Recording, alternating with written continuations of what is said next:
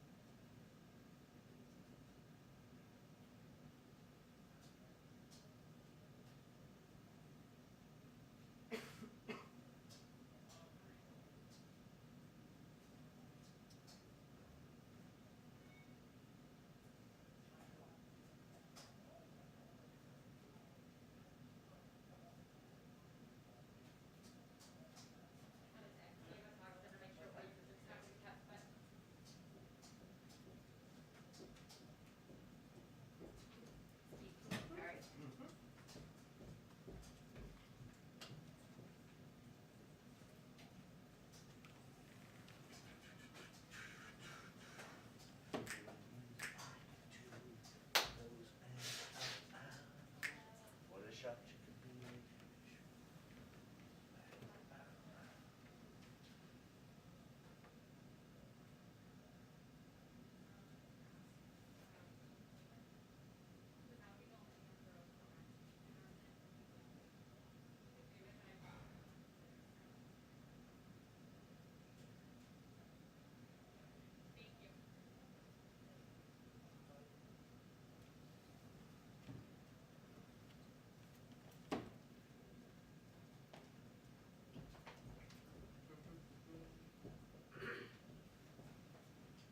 Hi, stranger. Hey, How are you? Are you around? Yeah, I'm cool today. Awesome. Hey, Victor. Hey. Doing good? Yeah. Yeah. Yeah. Fair.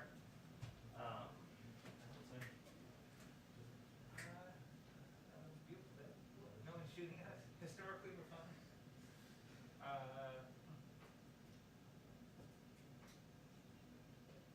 So what's that, 8 seconds? All right, sure. Yeah.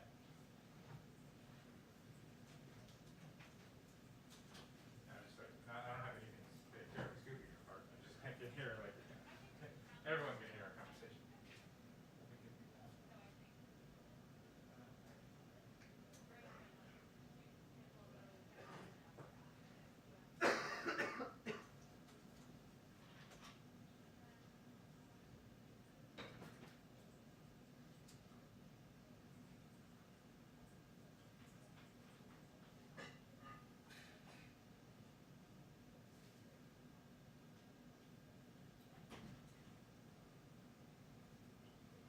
Hey, if they call 2 minutes, we Yeah, jump yeah, out. yep, absolutely.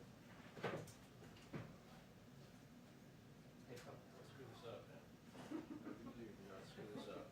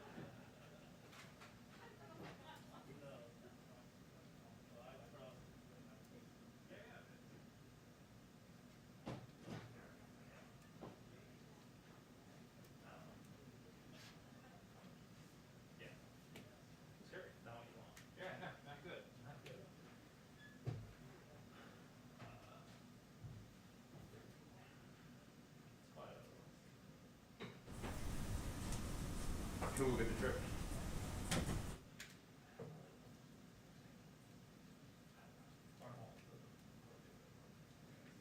Is that out? Is that they said to that? No, but Okay. I would like to see it actually. I told you that. It's like supposed to be vaguely tropical.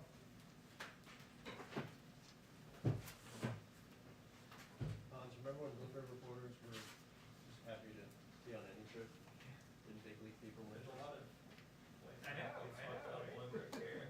Just surrounding me on all sides. Yeah, take it as a warning. There's no, this won't end well.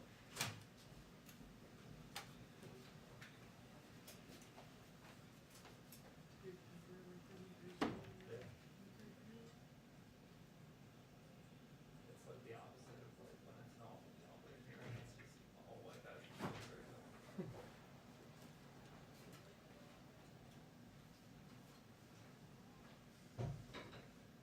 Justin, can you explain something for me? Probably not, but I feel like there's one area of expertise.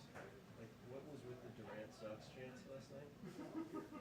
Like, what is, just gonna drown nonstop. I mean, I don't know. It's homophobic. How you feeling? Yes, deeply problematic. Yeah, I'm not like a Durant fan. You can't get out of the court. He's like sitting there in jeans and he's like, why are you all yelling this at me right now? There's plenty of objectionable people on that team. It's really bad. Did you see the Aldridge news?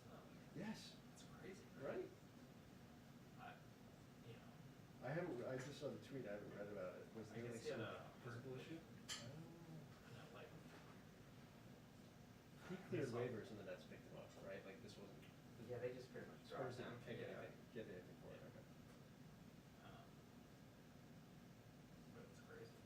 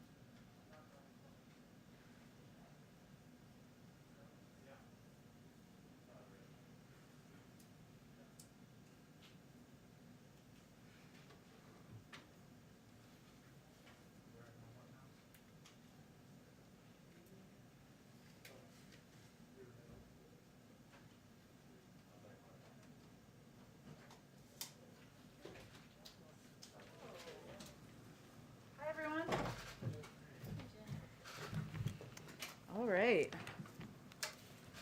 Okay, I have a couple of items for you, all of you at the top. Today, we are announcing the release of $39 billion of American Rescue Plan funds to states, territories, and tribes to address the child care crisis caused by COVID-19. These funds are a critical step to pave the way for a strong economic recovery and a more equitable future. These funds will help early childhood educators and family child care providers keep their doors open and make sure every state has a strong child care system that provides families with what they need. Since the start of the pandemic, as we've talked about a bit in here, roughly 2 million women have left the workforce. That is disproportionately due to caregiving needs, and we are hopeful that this will help. As you know, later this afternoon, the President and Vice President will meet with key members of the Congressional Asian Pacific American Caucus. The meeting will broadly focus on their priorities, our shared priorities, I should say, including critical issues such as combating anti-Asian hate, the American Jobs Plan's impact on shared infrastructure priorities, and immigration. Last night, we also announced the appointment of Erica Moritsugu as Deputy Assistant to the President and Asian American and Pacific Islander Senior Liaison. She will bring her experience and expertise to the Biden-Harris administration, where she will be a vital voice to advance the President and the administration's priorities. And we'll have a readout after that meeting, of course, as well. And as you know, the President will be making some brief remarks at the top. Also an update on our COVID-19 vaccination progress. Today, we reported over 3.5 million COVID shots. Today, it was reported from yesterday, of course, but we had 3.5 million COVID shots yesterday. This is a new Thursday record, so certainly a good piece of good news. One more scheduling update. President Biden looks forward to welcoming President Moon of the Republic of Korea to the White House in the second half of May. We're still finalizing the date for that, but this visit, following the recent 2+2 visit to Seoul by Secretaries Blinken and Austin and the National Security Advisor's trilateral meeting in Annapolis, will highlight the ironclad U.S.-South Korea alliance and the long-standing ties and friendships between the people of our two countries. With that, Amr, it's been a week. It's been a lot going on this week, so go ahead. It's not the end of the week. It's not the end. We have more to come. Go ahead. With Prime Minister Suga coming tomorrow, Yep. and now you just announced President Moon coming. I guess just looking ahead to both of these visits, what message is the President trying to send? And in a sense, is elevating, particularly with tomorrow's visit, the Japanese Prime Minister, is he sending a message to China by who he's picking first? Well, I think first, the President is looking forward to welcoming the Prime Minister tomorrow, and it is significant that our first bilateral meeting in person is with Japan. It emphasizes our important relationship and all of the cooperative work we have to do together. I will say that, of course, our approach to China and our shared coordination and cooperation on that front will be part of the discussion, as will our joint commitment to the denuclearization of North Korea. Security will be a prominent issue, regional security as well. So I would say these relationships have a range of areas of cooperation. It's an opportunity to discuss those issues in person, and I would anticipate that China will be a part of the discussions. If I could ask just a question on the Russia sanctions today. In statement, the White House noted reports that Russia encouraged Taliban attacks against U.S. and coalition personnel in Afghanistan. The word report seems to leave some ambiguity. Does the White House believe Russia placed bounties on American troops? Well, I would say first that we felt the reports were enough of a cause of concern that we wanted our intelligence community to look into those reports as a part of this overall assessment. They assessed with low to moderate confidence, as you alluded to, that Russian intelligence officers sought to encourage Taliban attacks against U.S. and coalition personnel in Afghanistan. The reason that they have low to moderate confidence in this judgment is in part because it relies on detainee reporting, and due to the challenging environment, and also due to the challenging operating environment in Afghanistan. So it's challenging to gather this intelligence and this data. I will say that we assess, our intelligence community, I should say, assesses that a General Staff Main Intelligence Directorate, GRU, also known as, manage interaction with individuals in Afghan criminal networks. We have high confidence in that assessment, and the involvement of this GRU's unit is consistent with Russia's encouraging attacks against U.S. and coalition personnel in Afghanistan. So while there's low to moderate assessment of these reports, we felt it was important for our intelligence community to look into it, and we of course will not stand by and accept the targeting of our personnel by any elements, including a foreign state actor. This information really puts the burden on Russia and the Russian government to explain their engagement here. Go ahead. Jen, given that assessment, does the president have any regrets for how many times he attacked President Trump on the campaign about this issue for not taking action related to the Russian bounties?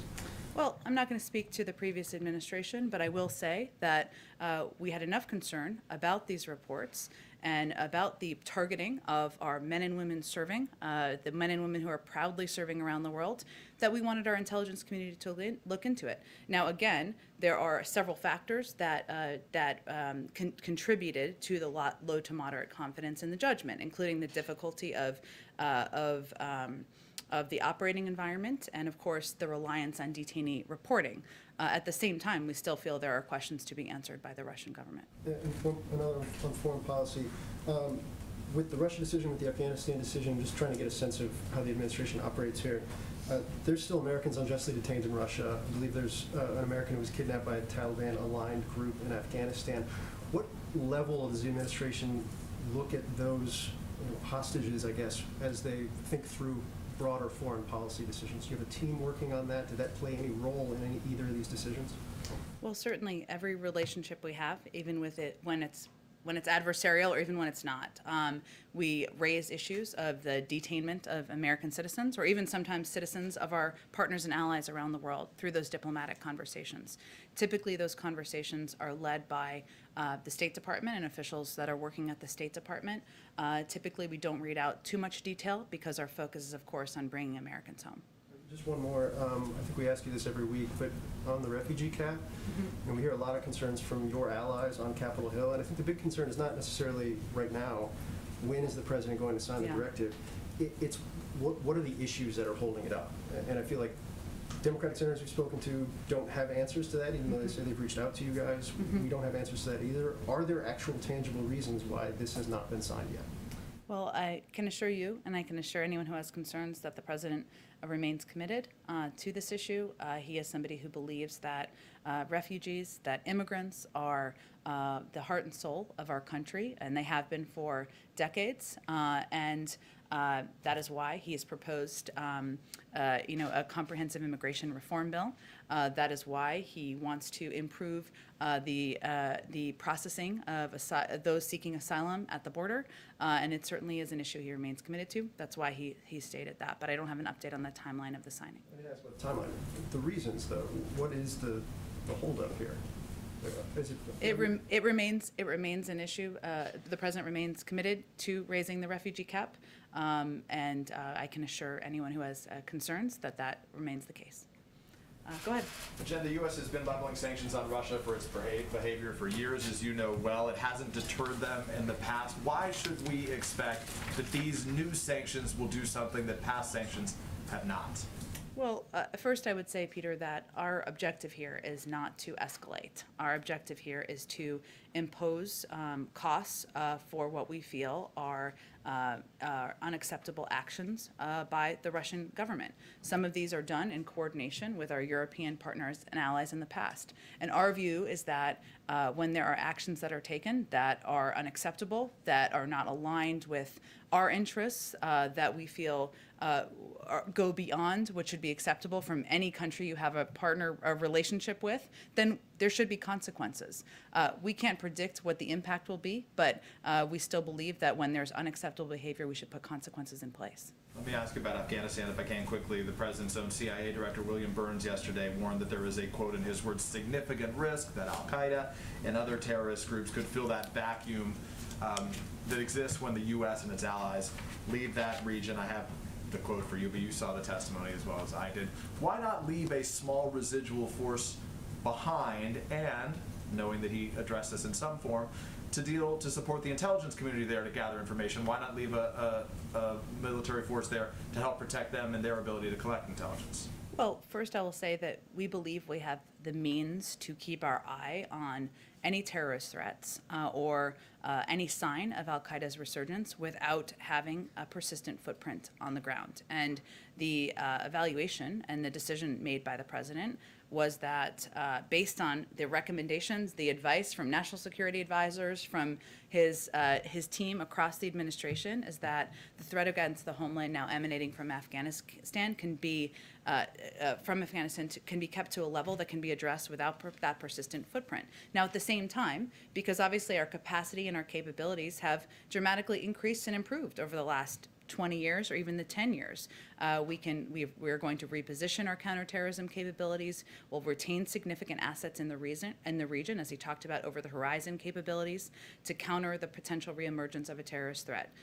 That's our focus and how we'll approach any rising threat. I know we're going through a bunch of different topics on the vaccine, and J&J, obviously, the task force or the response team doesn't brief on Thursdays. The single shot, as you know, was particularly attractive to those populations that are harder to reach right now. What specifically is the White House doing now to redouble its efforts to improve equity or to attain equity in the distribution of these vaccines? Well, I would say that if we take a step back, which we sometimes like to do, our focus has been on ensuring that equity and addressing any issues related to confidence was central to our strategy. So we have had a robust strategy in place long before the announcement by the FDA a couple of days ago. We've also seen so far that by the number of shots that we were able to distribute yesterday, some data and polling that's been out there, that, and we'll have to see as time goes on, that we have not seen to date yet an impact on confidence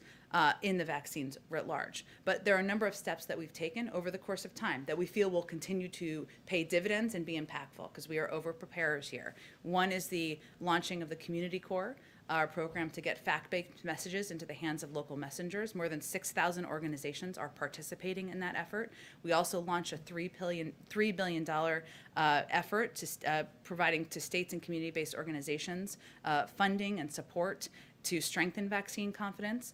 And we also have public health officials who have been out on your airwaves across the board, communicating with local organizations to reassure and confirm that we have enough supply to meet the demand that is coming. The First Lady had a common medical procedure yesterday. Any update on how she is doing? I think we put out a note yesterday that she returned to the White House and resumed her daily activities. So that should She's still well. Good, thank you. Yes, absolutely. Go ahead, Kristen. Thanks, Jen. Does the president support the bill just introduced by the chairman of the House Judiciary Committee to add 4 seats to the Supreme Court? Well, just last week, the president signed an executive order creating the Bipartisan Commission on the Supreme Court of the United States, a bipartisan group of over 30 constitutional and legal experts who are examining a range of questions about proposed potential reforms to the Supreme Court. And one of the issues they'll look at is, of course, the size of the court, but they'll also look at the court's role in the constitutional system, the length of service, the turnover of justices, and they're going to come back to the president with a report on what their discussions are and what their findings are. So he's going to wait for that to play out and wait to read that report. So, I mean, this isn't just coming from some obscure member of Congress. This is coming from the chairman of the House Judiciary Committee. So is the White House frustrated that Chairman Nadler perhaps didn't wait for this report from the commission that President Biden just called for last week? No, the president believes that it's important to take a look at a range of points of view, whether they are progressive or conservative, different sets of legal opinions, and he looks forward to assessing that himself. And I expect he will not have more to convey about any recommendations or views he'll have until he reads that report. But he certainly understands that members of Congress have a range of views and they're going to propose legislation. He may or may not support it. So I just want to be clear here. The president does or does not think that this bill is premature? He believes that members of Congress have the right to put forward legislation on issues they support. His view is that he wants to hear from this commission that has a range of viewpoints. Okay, one more question. Senator Ed Markey, he just said this: we must expand the court and we must abolish the filibuster to do it. Is the White House comfortable with a Democratic senator explicitly linking those two ideas from the steps of the Supreme Court? The president believes that in freedom of speech and that members can come forward and share their points of views on a range of issues, including the future of the courts. He has his own view, and he looks forward to seeing the recommendations that comes out of his court commission. Okay, go ahead. I wanted to start with the Russia sanctions. Sure. The Kremlin's been kind of downplaying the actions today, noting that Americans still buy debt on the secondary market. There's also been some criticism from Republicans, including Senator Toomey, who noted that the Nord Stream 2 sanctions weren't part of this package. And so I was wondering if you could respond to both of those and maybe explain if this is a more modest package, then you could have perhaps pursued what the sort of strategic thinking behind that is. Well, one, we thought, broadly speaking, we felt this package was proportionate and appropriate for the response. But there were a number of steps, as you know, and you've all reported on, that we did to give ourselves maximum optionality, including the executive order that provides authority for relevant agencies to target any sector of the Russian economy and anyone determined to be a leader, official, or anyone who's played a role instrumentally in the government of the Russian Federation. So that gives us a great deal of flexibility moving forward, and we wanted to have that. We felt it was important. I will say that in terms of the impact, before we took this action, the United States only prohibited U.S. banks from new purchases of non-ruble denominated debt in the primary market. This means the vast majority, or over 80% of Russia's sovereign debt, the ruble denominated portion, was untouched by our sanctions regime. We have now made a move into this space. But again, we have maximum optionality moving forward. Our hope, though, is that we can move forward with a predictable and a stable relationship. We still felt, and as I said in response to Peter's question, that it's important to respond and put in place consequences to actions that we felt were unacceptable. So Nord Stream, you felt would be disproportionate in response to this, or Nord Stream's on a different track? Can you kind of... I don't have anything to predict about Nord Stream. Obviously, we feel that it's a bad deal, but these were the steps we felt were appropriate in response to these actions. And yesterday, you said the president would address the resettlement of translators and other Afghanis who had helped U.S. military forces in a speech. Didn't sound like that made the final cut, so I'm wondering if you have any more details about that, especially considering the sort of immigration loopholes that, or immigration issues that have been present over the last year because of COVID. Sure, and I'm happy to get you more specific details from our national security team as well. I will say that we will continue to provide and work with Congress to expedite and expand special immigrant visas. We remain committed to working with and helping people who have served alongside and been important partners to our men and women serving on the ground in Afghanistan. And we are, of course, intend to maintain a diplomatic presence there as well to help with that. The last one, yesterday you guys said that you'd keep the temporary scheduling order on fentanyl substitutes. Mm-hmm. Civil rights groups have said that this is counterproductive. It makes it both harder for folks to seek treatment and sort of replicates the war on drug sort of criminal justice system that has been shown to disproportionately impact communities of color. And so I'm wondering if you could explain the decision and respond to some of those concerns. Well, this is a decision, of course, that's made in part, or the recommendations by ONDCP and the Department of Justice. And I would just reiterate that we are committed to avoiding expiration of this legislation, but we also have expressed legitimate concerns related to some components of it, including mandatory minimums. So we're having discussions about that, but we do want to avoid the expiration of this legislation and recognize the role that fentanyl plays. Go ahead, Chef. Thanks. The White House has said over and over again that you want a stable and predictable relationship with Russia. Yeah. But that seems to run completely counter to the way that Russia operates. They try to be unpredictable, and they have been destabilizing in their actions. So is this goal really realistic, to have a stable and predictable relationship with Russia?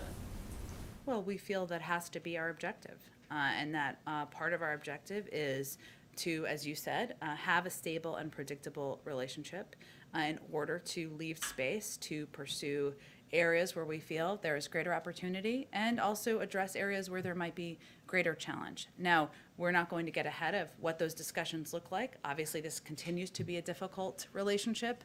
There are adversarial components of it, but our objective is to move to a place to de-escalate and to move to a place where, this is not that escalatory relationship is not a primary focus for the president and this administration. Is there something that the administration plans to do differently than all the other administrations that have been dealing with Russia and have struggled to get that predictable relationship that it would seem that most administrations have been wanting with Russia instead of this adversarial relationship? Is there something different that this administration plans to do? Well, I would say first we're going to be clear with Russia that we will impose consequences when warranted, and that we are not going to hold back when in response to their behavior.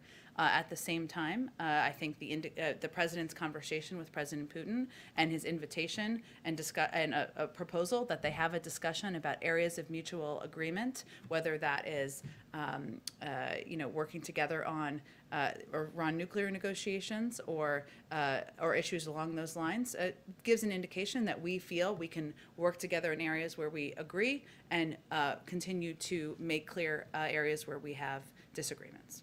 On the issue of the sanctions, Russia has said that makes the idea of a summit, which President Biden had, broached, that makes that less likely to happen. Does the administration still expect to have a summit with Putin? Is that still something that the White House is going to press for? The invitation remains open, and we believe it would be a good step forward in continuing to move forward on the development of a stable and a predictable relationship. Just really quickly, so on the FDA kind of punted on the decision on J&J. Within 10 days, they're going to talk about that pause. Is the White House frustrated at all that that decision is kind of on hold right now, and that it's going to take 10 more days to decide whether that pause is going to be moved or changed or anything? Well, science moves at the speed of science, and they want to review more data. We believe they are the gold standard. The FDA is the gold standard in the world. Their thorough and transparent approach should give the American public additional confidence in the role they play and the approach the United States takes to the approval of vaccines out on the market. No, we remain confident that we have the supply needed to meet the demand. Because we are over-prepared and oversupplied, we remain confident in that. We've also seen, as I noted at the beginning of the briefing, positive so far in the last 24 to 36 hours, numbers in terms of individuals taking the vaccine. So we believe the FDA, their process to review the data is transparent, it's appropriate, it is the gold standard, and we will look forward to hearing what their outcome is. Go ahead, Tyler. Thanks. Last week, Roberta Jacobson announced that she's leaving. Who is the president's point person now moving forward on the border? Well, first I would say that Secretary Mayorkas will continue to play a predominant role here. There's different components of this, of course, because one of the things we've talked about is addressing the root causes. Ricardo Zuniga is a special envoy, has a great deal of experience in the region, in the Western Hemisphere. He was named to that position only just a few weeks ago, so he will continue to play a vital role. And of course, the Vice President will continue to play a role in the Northern Triangle as well. More on the vice president's role. Republicans have, over the past few days, been quite critical of the vice president. I've seen that. They need more to do, I think. And what her relationship is the White House suggesting that her diplomatic role is disconnected from the border? How are you guys squaring kind of how you think about that issue? I will say, all respect to you, but this confusion is very perplexing to me, I have to be honest, because the current president, who was the vice president, he ran point on the Northern Triangle when he was vice president. And that's obviously a role that is focused on diplomacy. It's focused on working with these countries, working with these leaders, and the vice president has had a number of those conversations at the leader level and having a discussion about what steps can be taken, whether it's improving the personnel and the approach they each take at the border. We've seen some steps they've taken on that front, or whether it is working with them to determine how we can provide the best assistance to address the root causes over the long term. That's the role that the vice president is playing. That is certainly a significant role. Of course, that's linked because if we don't address the root causes, we will continue to see influxes and large number of migrants coming to the border cycle after cycle, just as we have seen over the last several years. It is not a one-woman, even a one-woman job. It is a high-level official job, and so Secretary Mayorkas is playing obviously a significant role, overseeing the Border Patrol facilities, overseeing a lot of steps and policy proposals that are coming about the border. The Secretary of Health and Human Services oversees the shelters. This is an interagency process, as it should be and as it has always been. And just one on the J&J vaccine. Yeah. Some White House officials were touting polling data that came out yesterday that showed the pause in the distribution of the J&J vaccine instilled confidence in Americans. New polling has come out today that shows that to be the opposite. Actually, there's some decline in confidence around the J&J vaccine. How do you reconcile those two, and what is the White House doing proactively to try to deal with issues of vaccine hesitancy? Well, first, to be clear, I think the poll you're referencing from yesterday was measuring vaccine confidence writ large in all of the vaccines. And I think the poll today, if I'm correct, but correct me if I'm wrong here, was related specifically only to Johnson & Johnson, which are slightly different. So there's a little apples and oranges. Some White House officials were touting that data yesterday on Twitter about pointing to it, saying, look, the pause was a good thing given this data. So I think... Correct, which is what the poll said. So what I'm conveying is they were not measuring the same thing, which is, I think, important for people to understand. Our focus is on ensuring we get shots in the arms of every adult American. And we have enough Moderna and Pfizer vaccine to do that. We will. So we, of course, will see the FDA process will play its way out. And we are fortunate to have a massive effort underway to increase vaccine confidence long before the announcement by the FDA just a couple days ago, which we will continue to implement. But I think it was touted in part because we want to ensure Americans understand and show Americans do understand so far that they can remain confident in the efficacy and the safety of the vaccines out there in the market that are currently being distributed with the FDA emergency approval. Just two quick ones. Do you think that Secretary Becerra will be making a briefing room appearance at any point? I know a lot of the cabinet secretaries have come in. As you said, he has a big role in what's going on with the care of migrant children. Will we have an opportunity to ask him questions similar to other cabinet secretaries? Absolutely. We haven't had all of the secretaries, as you know, here, and we hope to get them all in here in the coming weeks. And then one more quick one. Is the administration still planning to roll out the second part of the infrastructure, the American Families Plan, this month? That is our intention. No changes on that front? Nope, that's our intention. Go ahead, Jeff. Jen, a couple more follow-ups on Russia. Sure. Does the White House and the U.S. intelligence community have a better sense now of what the impact of the SolarWinds attack was on the U.S. government? What did the Russians steal? What was the broad impact? We do have a little bit of a better understanding, I should say. So we know, that the compromise of the SolarWinds software supply chain gave it the ability to spy on or potentially disrupt more than 16,000 computer systems worldwide. The scope and the scale of that is obviously significant and national security and public safety concern, particularly given Russia's history of reckless behavior in cyberspace and what they could have done had we not caught it and tried to address the issue. So there may be more than that, Jeff, and I'm happy to connect you with one of our cyber experts directly if that would be useful to you. Okay, yeah, that'd be great. Sure. Apropos that, something else that was included in the sanctions today were 5 Russian cybersecurity firms. Mm-hmm. Can you give a sense to us of why those firms were chosen and what they did to the United States? Well, I would say the firms, let me see, I probably have more specifics on this here, Jeff, one moment. If not, I can also get you connected with our cyber experts on exactly that question. I mean, obviously, the individuals who were, and the companies who were designated through our announcement this morning had a direct involvement in hacking, and that was the reason for designating and taking the actions we took. But let me connect you with a cyber expert so you can get more specific detail. And just one follow-up on Justin's question about Nord Stream. Yeah. Nord Stream had been, we understand, approved to be one of the sanctions. Did Chancellor Merkel advocate for that to be left off the list? Can you give any sense of why it didn't end up being part of the sanctions today? I don't have any more detail on that. Understand the question. I would just convey that obviously if there's additional actions taken, we certainly preserve the option of putting additional actions in place, and it doesn't mean that we won't have more. But I don't have any more detail to project to you about any considerations about what sanctions were or were not finalized. And one other topic completely. Next week is the Earth Day Climate Change Summit. Yeah. Can you give us any sort of a preview on your plans to release the U.S. target for emissions cuts by 2030? When can we expect to see that?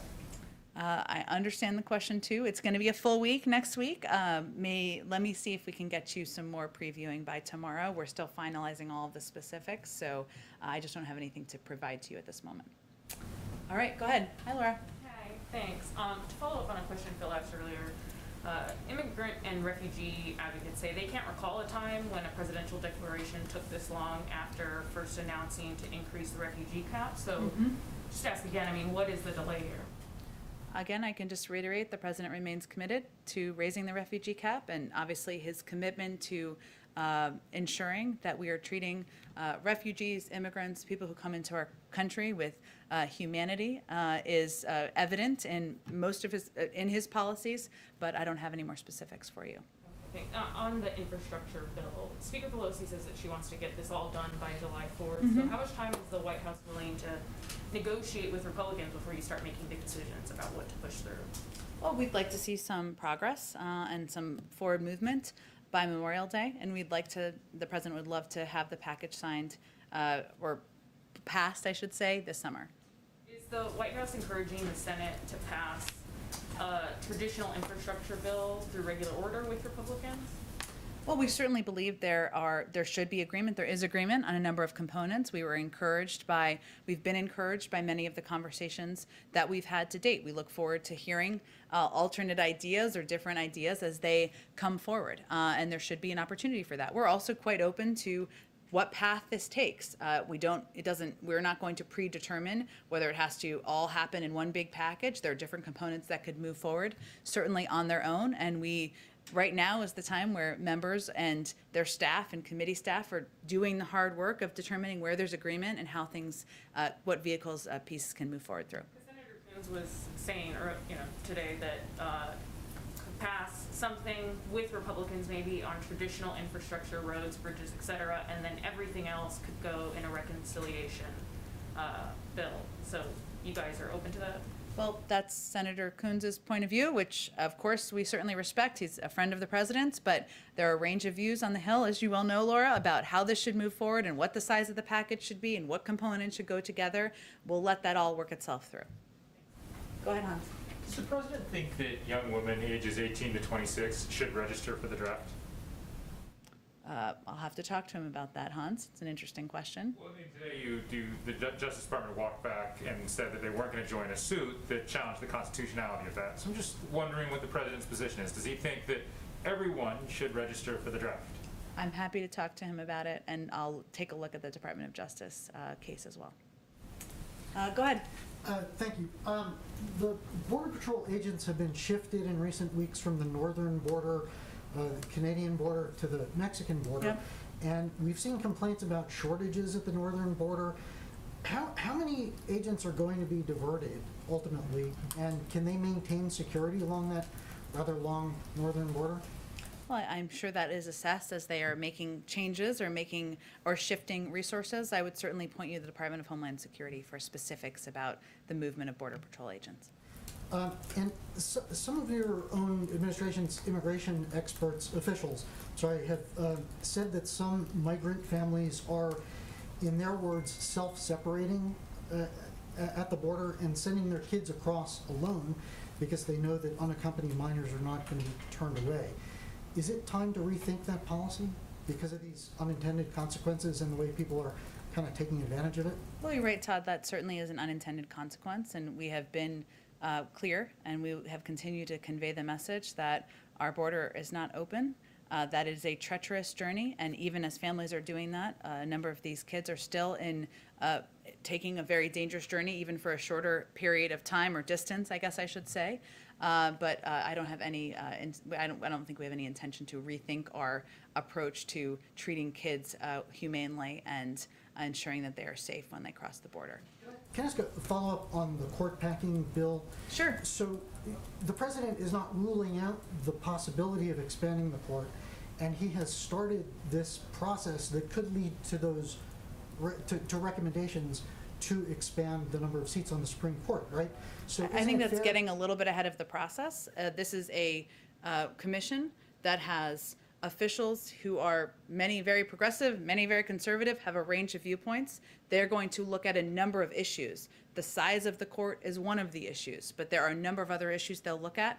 I'm sure the president will look forward to reviewing that report when it comes to his desk, and then I'm sure it will impact his thinking moving forward. But we don't know what that report will look like, and he obviously can then still make the decision about what he supports. But he hasn't taken the idea off the table, so isn't it a fair inference that he is open to the idea of expanding the size of the court? Well, he's spoken to the issue in the past during the campaign. His position has not changed. However, he believes that it was important to look at a range of issues related to the court, given at times the politicization of the court, and that is what he has asked this commission to do. Go ahead. Thank you, Jen. Three quick questions. Sure. First one, I want to go back on Russia and the sanctions. Okay. Now that we know the details, can we just go back? Can you bring us back to the conversation the president had with President Putin? What was his reaction? How cold or warm was it as a conversation? President Putin's reaction? I would point you to the Russians to characterize that. People at the administration were on the call listening to his reaction. Yeah. How the two men talked to each other through translators, I Yeah. guess. Was it warm a little bit? Was it cold? I'm not going to characterize the tone. I will say that on that call, the president made clear that there would be consequences, that consequences would be coming. He also suggested that they meet in person and that he wanted to have a stable and predictable relationship. So the content, I think, can tell you a lot about the tone of the conversation. About President Moon's visit next Yeah. month. Can you tell us if the administration had made some more steps to start a dialogue with North Korea? And I guess it will be also part of the conversation with President Moon. There's been an ongoing review, of course, of the approach and the steps forward here. Of course, our objective is a denuclearized North Korea. That remains our focus, but I don't have anything more about the review to read out. It's an important part of our objective is to take our approach and approach the denuclearization of the North Korean peninsula in close coordination with our partners and allies in the region, and certainly South Korea and Japan are two of our important partners in the region. And last question, my Canadian one of the day. Okay. Knowing that communities on both sides of the borders are suffering from the closing of the borders, and the fact that now the vaccination has been going well on this side of the border, have conversations started with the Trudeau government about loosening the restrictions? Well, we would obviously conversations, and that is raised, as you know, by foreign governments, including Canada, certainly for the reasons that you outlined. But we are going to base any decision on the guidance and the recommendations of our health and medical experts. And there's been no change that I'm aware of at this point. Go ahead. Hi, Jen, thanks. I wanted to go back to the infrastructure plan, Sure. and specifically the tax portion. Okay. What parts of that is the president flexible on? Are there parts of it that he would be open to negotiating about? You mean in terms of the pay-fors? Yeah. Well, the president is quite open to alternate proposals to paying for his package. His most important focus here, or his line in the sand, is the vital imperative of investing in infrastructure and modernizing our infrastructure, creating jobs for the American people. He believes that should be paid for. He's proposed a way to do that. If others have alternatives to that, he's quite open to a range of options. And one on climate, I know the summit is next week. Yep. And going back to one of the early executive orders that the president signed on climate change, there was a line in there about creating a green procurement plan for the federal government where agencies would consider climate in their spending decisions. He set a deadline for the end of April on that. Do you know what the status is and when we would expect to see it? I expect for those of you who are excited about climate, we will have a lot more to say next week. And I will see, as I promised to Jeff, if there's anything we can preview by tomorrow, but it will be a busy week or two on the climate front, but I'm just not going to get ahead of any announcements. Thank you. Sure, go ahead. Thanks, Jen. A few in the economic lane. We are being told that congressional Republicans are looking toward a counter offer on infrastructure with the top line number being in the area of $650 billion. And I'm wondering what the White House's response to that would be. Well, we would welcome any good faith engagement on finding common ground on infrastructure in this proposal. We haven't received, just to confirm, any concrete counteroffer so far, at least as of my coming out here to see all of you. So we're not going to speculate about hypotheticals. But from the outset, the president has said that he wants us to be a collaborative process, and he wants input from lawmakers on both sides of the aisle on how we can improve the jobs plan. And certainly he looks forward to hearing what their proposals might be. You know, he has some fundamental, and this kind of goes in response to an earlier question, he has some fundamental core elements that are important to him. Money to update our infrastructure, investments in long-term growth, investments in the American people, in their workplaces, in their education and communities. So we'll see what this proposal looks like. There's a big push here in Washington to eliminate, as you know, the SALT cap. And I'm just hoping you can sort of clarify the position from the White House. Do you believe that eliminating the SALT cap is good policy that just needs to be paid for somehow, or do you believe it's not good policy? Well, the president didn't put it in his proposal, but I will say that we understand there are a number of members who feel strongly about the elimination of the SALT cap, and we are happy to hear from them. As you also know, just with our little calculators out, it is not a revenue raiser, and so it would add costs, and it's potentially significantly to a package. There'd have to be a discussion about how that would be paid for, what would be taken out instead, and then there's sort of a discussion of what's most important to achieving our overarching objectives. And I want to ask you one in a different space, and that is cryptocurrency. In the news the last many weeks, and certainly the last few days here, $2 trillion market cap, big growing space. We've heard from Janet Yellen, her thoughts. We've heard from Jay Powell, his thoughts. We've heard from Gary Gensler, his thoughts. And to the best of my knowledge, I don't believe we've heard President Biden, his thoughts on cryptocurrency. So can you give us some sort of insight? What is the president's thinking on it? I would suggest that Secretary Yellen, who is our, of course, Treasury Secretary, is the appropriate person to speak to it. I don't think the president has a disagreement with her on this particular issue, or most. So if he doesn't have a disagreement, does he think that there needs to be some form of regulation at some point? We would defer to her and her comments and views on cryptocurrency in the market. Oh, go ahead. I just wanted to follow on your answer on North Korea. Sure. This is a very semantic question, okay. but you said that the U.S. is seeking the denuclearization of North Korea, and then later you said the North Korean peninsula, and that sort of betrays North Korea. The thrust of my question, which is the policy was long denuclearization of the entire Korean peninsula. And so I'm wondering if you could explain why that's sort of shifted in the administration, and if you no longer see denuclearization of South Korea as part of this long-term negotiation.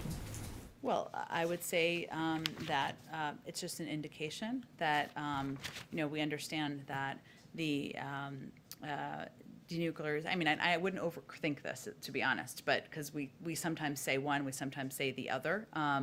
But we understand the intentions of the North Korean leadership are ones that we have concerns about, and that certainly is a factor. Yes. A couple last thoughts. As it relates to the expanding the court discussion, Nancy Pelosi, we heard her say she wouldn't bring that proposal to the floor. Did the president speak to Speaker Pelosi in advance of her making those comments? I don't have any calls to read out. I think the president's been pretty, he's spoken about his views, and obviously announced the commission publicly last week. And as it relates to his views as a senator, his view was, he was speaking of President Roosevelt then, who wanted to expand the court by 6 seats. He said it was a, quote, boneheaded idea. Does he still believe it's a boneheaded idea? Well, the president feels that it's important to take a look at a range of issues related to the courts. And I think that's an indication that he's seen the impact in recent years, and it's time to take a fresh and clear look at a range of issues. The size is one of them, but so is the length of service, the case selection rules and practices. The last question is on the vaccine. Just one other thing. We heard with J&J now out of commission for the near term, at least for these next 10 days or however long it would be. The White House says that they will have enough doses for every American who wants it by the end of July, I think was the latest. Not just for everyone who wants it, but to be able to give it to them for everybody who wants it by the end of July. My question is, that requires a calculation by the White House about how many Americans they believe do not want it. So the question is, how many Americans, by your judgment, by the White House's judgment, are you assessing do not want to take a vaccine? Well, I would say, let me try to answer this question. I think this is going to get to your heart of your question here, is when we say we are confident we're going to have supply for all eligible populations who want it, that means that by the end of May, for about 80% of the population, by the end of July, about 90% of the population. We also recognize, and as you guys have reported on, that there are populations in the country that are going to be hesitant or going to be reluctant to get the vaccine. We have a massive campaign to communicate about the efficacy, the safety through a range of trusted messengers. And so we are working to rebuild that confidence as well. But we're talking about what we think the demand will look like. So to be clear, in terms of the demand, is there a figure, though, to have this assessment? There is an expectation that you guys believe there will be some Americans who won't. Where do you set that number right now? Obviously, you're trying to overcome it. Right now, what is your belief in terms of how many tens of millions of Americans it is that will say no? I don't have an assessment. There's no playbook for this, right? So what I'm conveying to you is that when we say we will have enough 80% of the adult population by the end of May, we think that will meet the demand, right? But we assess day by day, week by week, what progress we're making on addressing any issues with confidence. Because by the end of May, I think by my calculation, having read on this, it's 220 million total available doses, I think, that would, or 220 million Americans who could have been get their shots by then. That means that there's an additional number of Americans above that who wouldn't, but you guys don't have a specific number that you're circling right now. I don't have any number to share with all of you. Thanks. Okay. Oh, go ahead. Did you have one last question? I wanted to ask about the Supreme Court Commission that you've been talking about during the briefing. Will that commission at all study lower court reform? It is looking at 5 issues. It's primarily focused on the Supreme Court. It's a presidential commission on the Supreme Court of the United States, so it'll primarily be looking at the court's role in the constitutional system, the length of service, the turnover of justices on the court, the membership and size of the court's case selection rules and practices, but the Supreme Court will be the focus. So no lower court at this point? That's what the focus of that commission is. Okay, thanks everyone. Share participants for the 2 o'clock when you get a chance. Oh, sure.